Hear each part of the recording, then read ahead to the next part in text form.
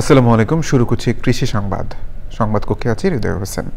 এখনকার সংবাদ আয়োজনে একই সঙ্গে চ্যানেল আই ইউটিউব চ্যানেল এবং চ্যানেল আইয়ের ওটিটি প্ল্যাটফর্ম আই স্ক্রিনে লাইভ স্ট্রিম হচ্ছে। জলবায়ু পরিবর্তনের কারণে নানাভাবে ঝুঁকিতে উপকূলীয় জেলার কৃষক। প্রতিনিয়তই দুর্যোগের সাথে মোকাবেলা করতে হয় তাদের। উপকূলের কৃষিতে আশা জাগিয়েছে সূর্যমুখী চাষ। একসময় যেখানে মিষ্টি পানির অভাবে ফসল উৎপাদন প্রায় বন্ধ হওয়ার উপক্রম ছিল, এখন সেখানেই গড়ে উঠেছে সূর্যমুখী ভিলেজ। বিস্তারিত ড্যানিয়েল সুজিত বসুর রিপোর্টে।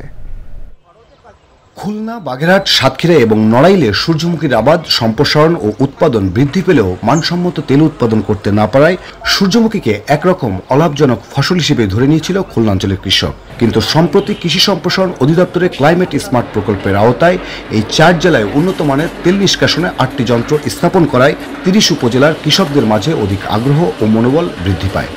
আমন থেকে আওস পর্যন্ত এই যে মাঝখানে যে গ্যাপটা, এই গ্যাপের ভিতর বিনা চাষে অল্প টাকায় আমাদের সূর্যমুখী ভালো হচ্ছে আর কি। সূর্যমুখীতে সার বেশি লাগে না, 3টা সেচ লাগে আর ওই বিচি রোয়ার সময় পাশে গর্ত করে সার দেয়।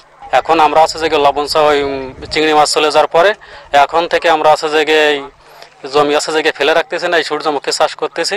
সূর্যমুখীর উৎপাদন টেকসই হলে ভোজ্য তেলের উপর আমদানি নির্ভরতা কমিয়ে আনা সম্ভব হবে বলছেন ক্লাইমেট স্মার্টের প্রকল্প পরিচালক। যে মেশিনটি আমরা দেখছি, এই সূর্যমুখীর যে মডার্ন আধুনিক যে এক্সপেলার মেশিন, এই মেশিনটি আনা হয়েছে এই সূর্যমুখী ভিলেজে, যাতে সহজেই কৃষক ভাইয়েরা এই সূর্যমুখীর তেল নিষ্কাশন করতে পারে। প্রকল্পের মাধ্যমে বিশেষ করে খাল খনন করে কিভাবে মিষ্টি পানির সহজলভ্যতা বাড়ানো যায় সেজন্য প্রকল্প নেওয়ার চিন্তা করছে।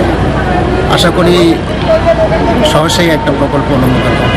সূর্যমুখীর উৎপাদন বৃদ্ধি এবং উন্নত মানের তেল নিষ্কাশনের যন্ত্র স্থাপন করায় এবছর এই তেল থেকে আয় হবে 32,46,00,000 টাকা।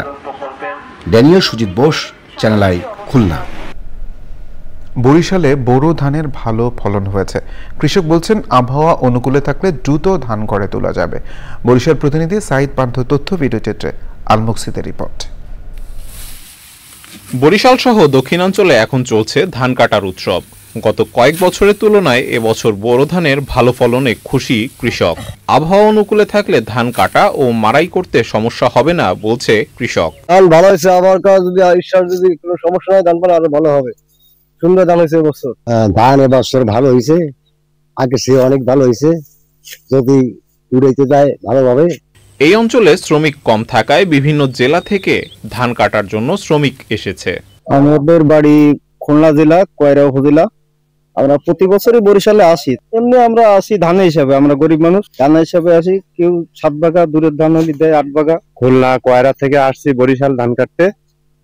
আল্লাহর রহমতে ধান খুবই ভালো। আবহাওয়ার পরিস্থিতি যা আছে এরকম যদি থাকে, সুস্থ হলে সবাই ধান ঘরে ওঠাতে পারবে। জেলায় 61,225 হেক্টর জমিতে বোরোর আবাদ হয়েছে বলে জানান কৃষি সম্প্রসারণ অধিদপ্তর।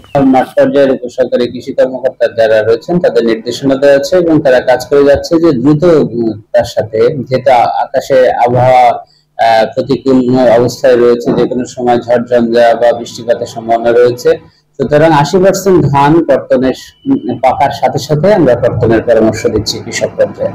জেলায় এখন পর্যন্ত 35% ধান কর্তন করা হয়েছে বলছে কৃষি সংশ্লিষ্টরা। আল মুকসিদ, চ্যানেল আই। রংপুরে ছাদ কৃষি ও নগর কৃষি নিয়ে কর্মশালা হয়েছে। মিহি প্ল্যান্ট অ্যান্ড ক্রাফটের আয়োজনে কর্মশালার উদ্বোধন অনুষ্ঠানে প্রধান অতিথি ছিলেন তিস্তা বিশ্ববিদ্যালয়ের উপাচার্য অধ্যাপক ডক্টর আবুল কাশেম। বিশ্ববিদ্যালয়ের চেয়ারম্যান আশরাফুল আলম আল আমিনের সভাপতিত্বে অনুষ্ঠানে বক্তৃতা করেন মিহি প্ল্যান্ট অ্যান্ড ক্রাফটের প্রধান নির্বাহী কর্মকর্তা রোকসানা আফরোজ।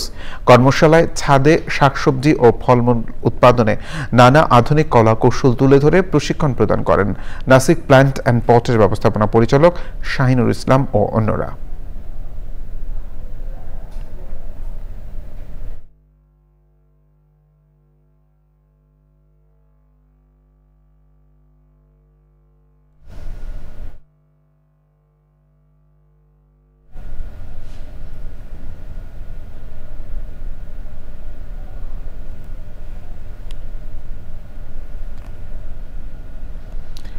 বিনা উদ্ভাবিত প্রিমিয়াম কোয়ালিটি বোরো ধানের জাত বিনা ধান 25-এর সাথে বিনা ধান 12 ও ব্রি ধান 28-এর প্রায়োগিক পরীক্ষণ, মূল্যায়ন, প্রচার ও চাষাবাদ সম্প্রসারণের লক্ষ্যে খাগড়াছড়িতে কৃষকদের অংশগ্রহণে মাঠ দিবস হয়েছে। অনুষ্ঠানে অনলাইনে প্রধান অতিথি হিসেবে যোগ দেন বিনার মহাপরিচালক ডক্টর মোহাম্মদ আবুল কালাম আজাদ। আরও ছিলেন বিনার গবেষণা কার্যক্রম শক্তিশালীকরণ প্রকল্পের পরিচালক ডক্টর মাহবুবুল আলম তরফদার, খাগড়াছড়ি কৃষি সম্প্রসারণ বিভাগের উপপরিচালক মোহাম্মদ বাসিরুল আলম ও অন্যরা। মাঠ দিবসে বোরো মৌসুমে কৃষকদের বিনা ধান 25 চাষের পরামর্শ দেন কৃষি সংশ্লিষ্টরা। এই ছিল কৃষি সংবাদ। ধন্যবাদ সবাইকে।